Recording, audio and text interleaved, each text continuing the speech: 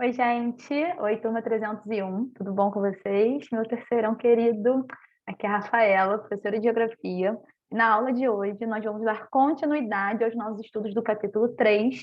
Como vocês já sabem, né, estamos vendo tudo de Brasil, né? Estamos nos jogando no nosso país, tanto visão física quanto visão econômica. O conteúdo da aula de hoje vocês podem encontrar nas páginas 22, 23 e 24 da apostila de vocês. Beleza? Então, vamos lá. Deixa eu diminuir aqui. Nós já percorremos, né, um caminho bom nesse capítulo, né? O Brasil, como vocês sabem, é um país de dimensões continentais e começamos a ver os aspectos físicos, né, os aspectos naturais do nosso país. Falamos sobre, né, clima, vegetação, relevo e geografia. Por ser um país tão grande, nós temos, né, aspectos naturais diversificados, complexos, que vai influenciar diretamente na economia, na indústria, na ocupação do nosso território. Entender essas características naturais do nosso país é fundamental, né? Nós começamos o nosso capítulo vendo esses conteúdos. Depois falamos sobre as grandes cidades brasileiras, comentamos, né, e destacamos o papel de Rio de Janeiro, São Paulo, Brasília como as principais cidades do nosso país e falamos sobre a indústria, né? Indústria, agricultura e DH. Na indústria, nós vimos a indústria por regiões, destacamos o papel da agricultura, né, a importância do agronegócio na economia e falamos sobre o índice de desenvolvimento humano, né? Esse estudo da qualidade de vida aqui no Brasil. Na aula de hoje, nós vamos seguir essa tendência da nossa última aula, né? E vamos começar a falar um pouco da economia do país. Como eu já mencionei, o Brasil é riquíssimo em recursos naturais. Nosso país se destaca por sua biodiversidade e, com isso, nós somos produtores e exportadores de diversos produtos e, constantemente, né, nós figuramos no G10, na lista das 10 maiores economias do mundo.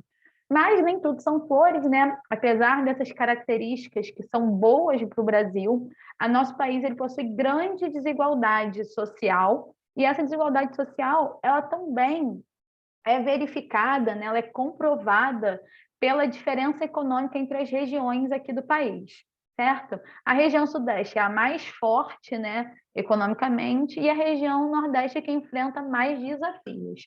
Então, vamos ver, né, a economia por regiões. Vamos começar pela região sudeste, né, a mais desenvolvida, a mais rica, a que mais concentra aqui no nosso país, né? Concentra produtos e serviços. São Paulo responde pela terça parte do PIB, do Produto Interno Bruto, certo? Se destaca por abrigar as indústrias mais importantes, importantíssimos polos de pesquisa, vai ter os mais movimentados aeroportos e portos do país.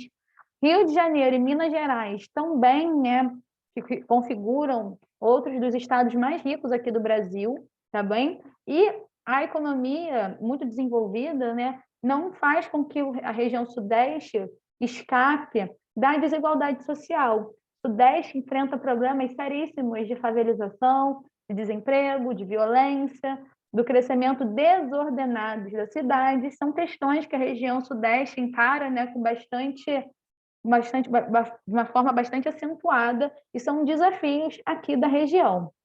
Já na região sul, que é a segunda região mais industrializada do país, a gente vai perceber que a região sul ela responde pela quinta parte do PIB nacional, né? Cerca de 20%.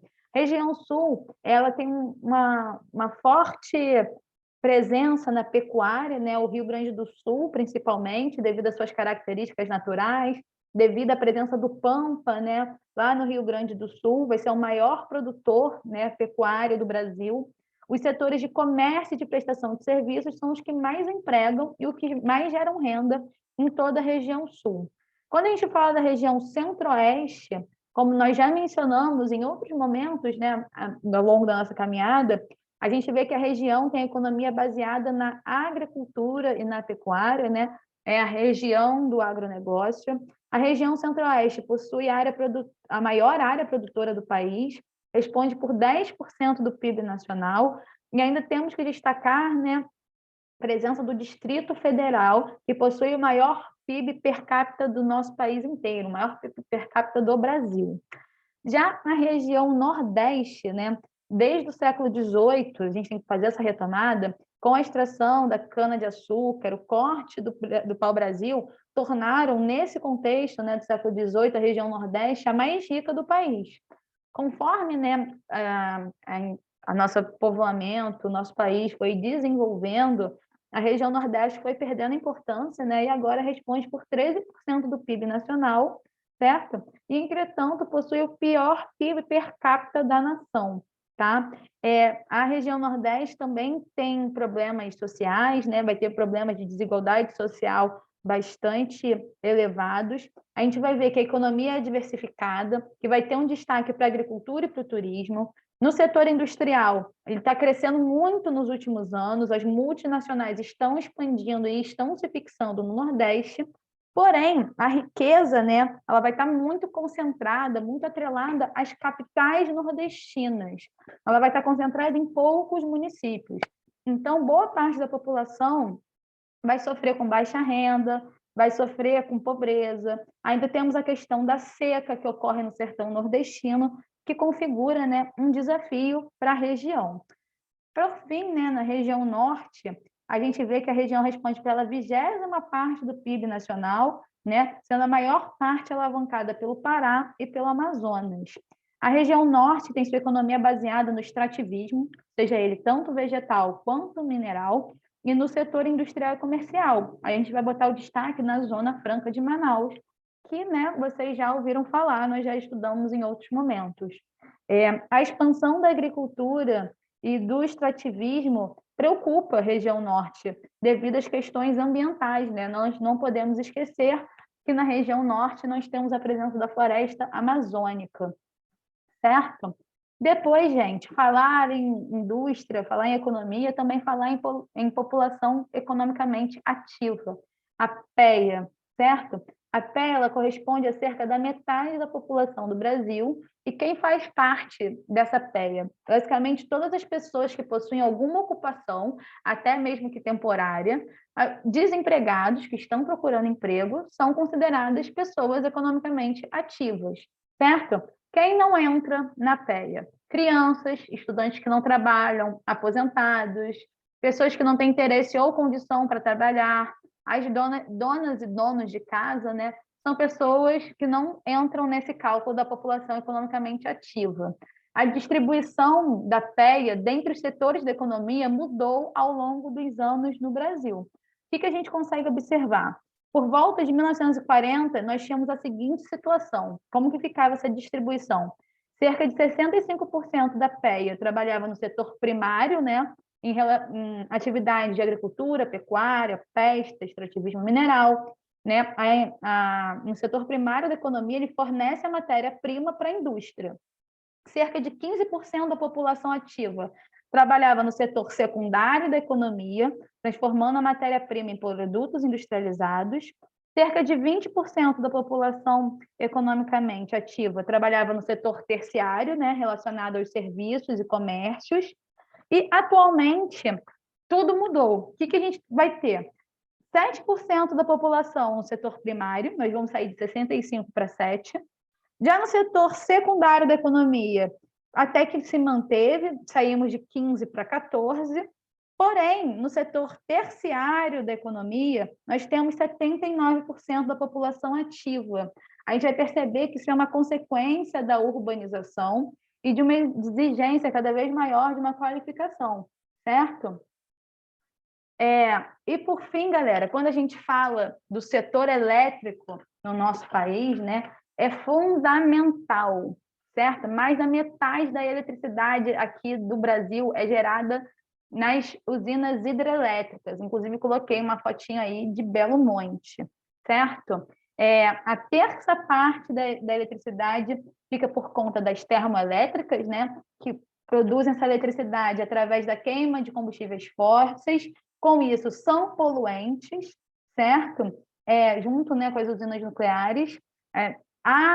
Dessa energia gerada pelas usinas termoelétricas, uma parte vem de combustíveis fósseis, restante do gás natural, que o Brasil importa da Bolívia, certo? Por que a gente precisa importar? porque a nossa produção nacional, né, a produção brasileira de gás natural é insuficiente para a nossa demanda. Então, o Brasil importa gás natural através do gasoduto Brasil-Bolívia.